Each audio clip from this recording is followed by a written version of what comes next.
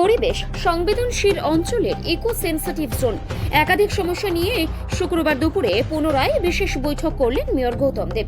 এদিনের ওই বৈঠকে উপস্থিত ছিলেন শিলিগুড়ির মেয়র গৌতম দেব, ডেপুটি মেয়র রঞ্জন সরকার, এসডিও শিলিগুড়ি সহ বিভিন্ন সংগঠন ও সংশ্লিষ্ট দপ্তরের আধিকারিকরা।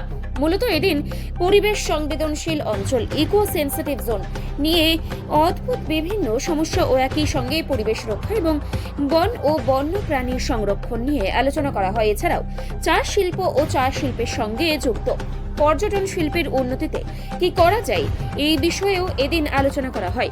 এদিন মেয়র গৌতম দেব কি বললেন শুনবো। আজকে মিটিংয়ে বিজ্ঞান মঞ্চ এবং টি ইন্ডাস্ট্রির রিপ্রেজেন্টেটিভরা ছিলেন। তো টি ইন্ডাস্ট্রি একটু টাইম নিয়েছে, 21 তারিখে 11টা আরেকটা মিটিং হবে। তাদের বিষয়টি তারা মোটামুটি অনুধাবন করেছে। আর বিজ্ঞান মঞ্চ তারা বিষয়টা জানেন, তাদের সাথে কালকে গোপালবাবু অন্যান্যদের সাথে কথাবার্তা হচ্ছে, তপনবাবু এসেছিলেন আজকে। তারা সহমত প্রকাশ করছে। তাদের কিছু সাজেশনস ছিল যেটা মাস্টার প্ল্যান তৈরির সময় আমরা সেগুলো ইনকর্পোরেট করব এবং ওরা সেই ব্যাপারে সহমতের চিঠিটা ওরা করে। মানে কোন বিষয়ে সহমত? না, ওই বাউন্ডারিটা নিয়ে কিছু অ্যাম্বিগুইটি ছিল, কিছু বিষয় ছিল, সেটা আমরা আলাপ আলোচনা করেছি। আমি আশা করি এটা সলভ হয়ে যাবে।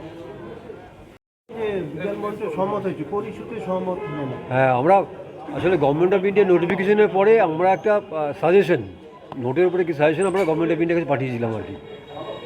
একটা প্রস্তাব ছিল আমাদের যে আমাদের যে ফুলবাড়ি ওয়েটল্যান্ডটা সেটাকে যদি ইকো সেন্সিটিভ জোনের মধ্যে ইনক্লুড করা যায়, এটা একটা প্রস্তাব। আর একটা প্রস্তাব ছিল আমাদের ওই পার্টটা আর কি, মানে কলাবাড়ি ফরেস্ট, নকশালবাড়ি টুকরিহাজার ফরেস্ট, যে এলাকাটাতে এখন হাতির মেন করিডর, এইটাকে ইনক্লুড করা যায়, এটা একটা আমরা প্রস্তাব দিয়েছিলাম। আর ছোটো ছোটো কতগুলো প্রস্তাব আছে, যেমন হচ্ছে আমরা বলেছি মনিটরিং কমিটির মধ্যে যেমন ওয়াইল্ড লাইফ স্যাংচুরির আশপাশে যে কমিউনিটিগুলো আছে সেইখান থেকে কোনো ব্যক্তিকে ওই মনিটরিং কমিটির মধ্যে রাখতে হবে। এটা একটা আর কি। অ্যাওয়ারনেস ক্যাম্পেইনের ক্ষেত্রেও তাই, লোকাল যারা কমিউনিটি সেখান থেকে নিতে হবে। অর্গ্যানিক ফার্মিং শব্দটা লেখা আছে ওখানে আর কি, সেখানে আমরা বলেছি অর্গ্যানিক ফার্মিং না, ইকোলজিক্যালি ফার্মিং আর কি, মানে ওই এলাকা যেগুলো শ্যুট করবে যেগুলো আর কি ফার্মিংয়ের ক্ষেত্রে, সেরকম কোনো প্ল্যান্ট নেওয়া হোক। আর বাকি প্রচুর আমরা সাজেশন দিয়েছি, সেগুলো হচ্ছে মাস্টার প্ল্যান যখন তৈরি হবে, মাস্টার প্ল্যান তৈরি হওয়ার সময় আমরা যেহেতু স্টেক হোল্ডার, আমাদের সঙ্গে যোগাযোগ করে মাস্টার প্ল্যান তৈরির ক্ষেত্রে আমাদের সাজেশন আমরা দিতে পারবো আর কি। এইভাবে আমরা সম্মতিপত্র আজকে দিলাম যাতে কাজটা দ্রুত এগোয় আর কি। না, বন থেকে কত কিলোমিটারের মধ্যে এই কোনো কংক্রিটের তৈরি করা যায়? ওটা তো ফরেস্ট এরিয়াগুলো তো আপনার টি গার্ডেন এগুলো 1 কিলোমিটার করা আছে আর কি। এক একটা দিকে এক এক রকমভাবে করা আছে। টি গার্ডেন নিয়ে একটু সমস্যা হচ্ছে, ওরা আজকের মিটিংয়ে দেখলাম আর কি, ওরা একটু সমস্যা করছে। ওরা 1 কিলোমিটারের জায়গায় 500 মিটার প্রস্তাব দিচ্ছে আর কি। সেটা রাজি হয়নি কেউ, আমরা আর কি ওই 1 কিলোমিটারই রাখা আছে। কিন্তু ভবন, বড় ভবন টবন এসব, হ্যাঁ, ওগুলো তো অনেক লম্বা রেঞ্জ আছে এখন। ওটা নানা রকম সাজেশন এখন আলোচনা স্তরেই আছে আর কি, ফাইনাল হয়নি কিছু, আজও ফাইনাল হলো না। হ্যাঁ, নেক্সট মিটিং হচ্ছে 20 তারিখ, আজও কিন্তু ফাইনাল হয়নি।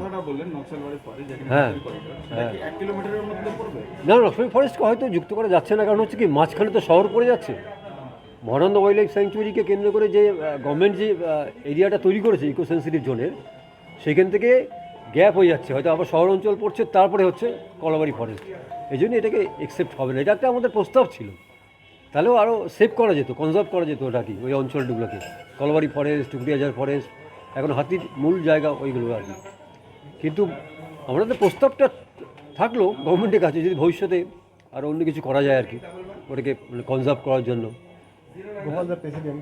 হ্যাঁ, আমি ওয়ার্কিং প্রেসিডেন্ট পশ্চিমবঙ্গ বিজ্ঞান মঞ্চের। রাজ্যের